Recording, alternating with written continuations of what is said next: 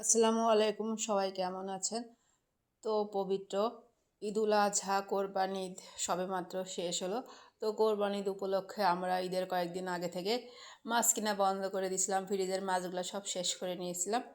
তো ঈদ শেষ এসে ফ্রিজে সব কোনো মাছই ছিল না, ডিম ছিল না, ডিম কেনা হয়েছে আর মাছ কেনা হয়েছিল না, সময় পাওয়া হয়েছিল না এই মাংস দিয়ে। আজকে এই কয়দিন ডিম দিয়ে খাওয়া দাওয়া হলো। তো আজকে প্রথম কোরবানি ঈদের পরে আমার হাজব্যান্ড মাছ কিনে নিয়ে আসলো, যেহেতু মাছটাও খাওয়ার দরকার আছে।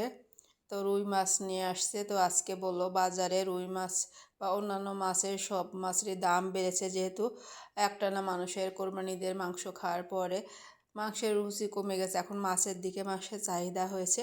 সেই অনুযায়ী বাজারের বিক্রেতারা মাছের দামও বাড়িয়ে দিয়েছে। তো বললো আজকে তুলনামূলকভাবে সব মাছেরই দাম বেশি, তারপরেও যেহেতু আমাদের মাছের প্রয়োজন লাগবে তাই আজকে রুই মাছ নিয়ে আসলো। এবং মাছগুলো আলহামদুলিল্লাহ খুবই ভালো। মাছগুলো আমি ধুয়ে আমি গামলায় রেখে দিয়েছি।